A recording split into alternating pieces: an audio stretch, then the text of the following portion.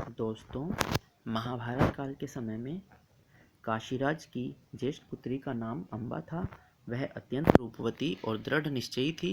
वह राजकुमार शाल्व से प्रेम करती थी। उसने मन ही मन उसे अपने पति के रूप में स्वीकार कर लिया था।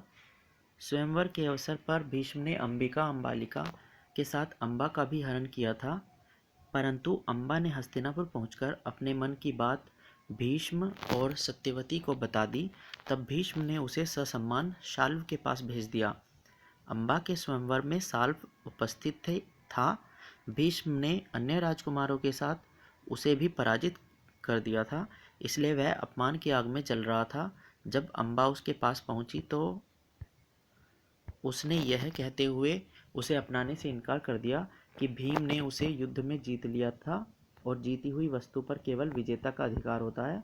विजेता द्वारा किसी पराजित को कोई भेंट देना दया करने के समान है, अतः वह उससे विवाह नहीं कर सकता। निराश अम्बा पुनः हस्तिनापुर लौट आई और राजसभा में भीष्म से बोली, मान्यवर, आपने भरी सभा में उपस्थित समस्त राजकुमारों को पराजित कर मेरा हनन किया था, इसलिए राजकुमार शाल्व मुझसे विवाह नहीं करना चाहते। उन्होंने मुझे अस्वीकार कर दिया है। अब केवल आप ही मुझसे विवाह कर सकते हैं, इसलिए आप मुझे पत्नी रूप में स्वीकार करें। भीष्म ने आजीवन अविवाहित रहने की प्रतिज्ञा की थी। वे भला अम्बा से कैसे विवाह कर सकते थे। उन्होंने उसके प्रस्ताव को अस्वीकार कर दिया और उसे अपने पिता के पास लौट जाने का परामर्श दिया।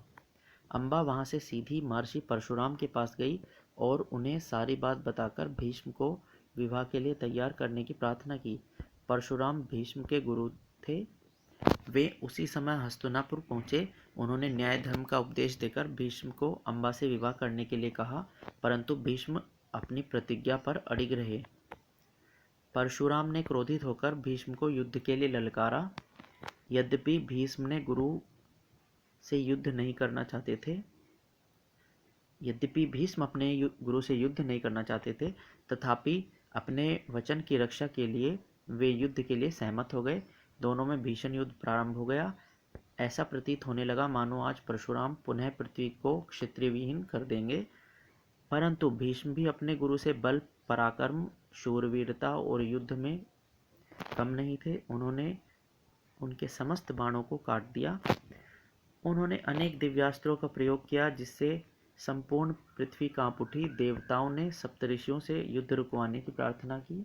सप्तऋषियों ने परशुराम को समझाते हुए कहा, मुनिश्रेष्ठ, आपको इस प्रकार क्रोध करना शोभा नहीं देता। कृपया क्रोध त्याग दें। वस्तुतः भीष्म ने अपने धर्म का ही पालन कर रहे हैं। उन्होंने जो प्रतिज्ञा की थी वे उसे भंग नहीं कर सकते। आप व्यर्थ ही भीष्म को अम्बा से विवाह करने के लिए विवश कर विधाता के विधान में हस्तक्षेप कर रहे हैं। सप्तऋषियों के समझाने पर परशुराम का क्रोध शांत हो गया।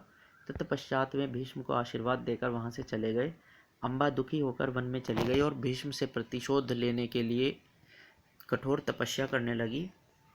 उसकी कठोर तपस्या से ब्रह्मा जी प्रसन्न हो उठे और उन्होंने प्रकट होकर इच्छित वर मांगने को कहा।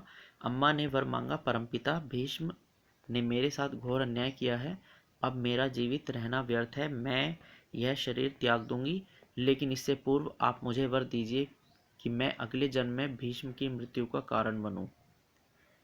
ब्रह्मा जी उसे अभीष्ट वर देकर अंतर्ध्यान हो गए। तदंतर अम्बा ने योगाग्नि द्वारा अपने प्राण त्याग दिए। अगले जन्म में अम्बा ने पांचाल नरेश द्रुपद के घर शिखंडी के रूप में जन्म लिया और भीष्म की मृत्यु का कारण बनी। ऐसी प्रतिशोध की कई कथाएं महाभारत में हैं। लगातार इस चैनल पर इस प्रकार की बहुत सारी छोटी छोटी कथाएं, प्रसंग, महाभारत के, रामायण के प्रसंग आपको लगातार सुनने को मिलेंगे। अगर आपको ऐसे प्रसंग पसंद हैं तो आप चैनल को सब्सक्राइब कर दीजिए। लगातार आपके पास ऐसी कथाएं आ जाया करेंगी।